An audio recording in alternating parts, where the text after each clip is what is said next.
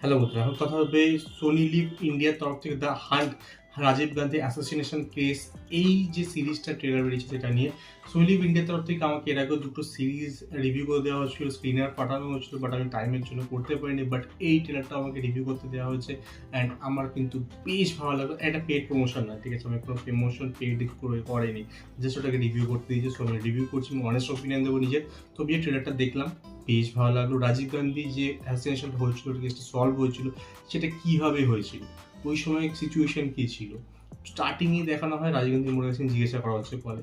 তারপরে যে বম্বারটা, সুসাইড বম্বারটা ছিল একটা মহিলা, তাকে দেখানো হয়। তারপরে ওই মৃত্যুর পরে কেসটা কারা হ্যান্ডেল করছে, ওই সময় প্রাইম মিনিস্টার কে ছিল, ওই সময় সিবিআইয়ের হেড কে ছিল, ওই সময় এই কেসটা কে নিয়েছিল, কার কার টিমে ছিল, তারপরে ইনভেস্টিং কীভাবে হয়, কী খুঁজে পাওয়া যায়, সেইগুলো ঝলক যেভাবে দেখানো হয়, যে লুক অ্যান্ড ফিলটা দেওয়া আছে, সেটা আমার অনেকটা বেবি বা স্পেশাল 20 যে অক্ষয় কুমার মুভিগুলো সেরকম ফিল দেয়। এবং এই যে সিরিজটা, এটা মুভি বানানো তো অক্ষয় কুমার আর করে দেওয়া হতো মেন রোলে, তাহলে কিন্তু এটার যে লুক অ্যান্ড ফিলটা আরও প্রিমিয়াম হয়ে একটা মুভি চলে যেত। বাট এটা যে দেখানো হচ্ছে আমার বেশ ভালো লেগেছে। যেরকম পলিটিক্যাল থ্রিলার হওয়া উচিত সেরকম লুক অ্যান্ড ফিল, সেরকম ব্যাকগ্রাউন্ড মিউজিক, সেরকম কিন্তু বাইক রাখা হচ্ছে, আমার বেশ ভালো লাগছে। আর প্রত্যেকটা অ্যাক্টর থেকে যাকে দেখলাম তাদেরকে কাইন্ড অফ নোন, তারা খুব বেশি বড় মানে পপুলার না, বাট কাইন্ড অফ নোন, এবং তারা ভালো অ্যাক্টিং করতে পারে এবং এখানে সেটা করছে বলেই মনে হচ্ছে। তো অলরাউন্ড আমার তো বেশ ভালো ট্রেলার মনে হলো।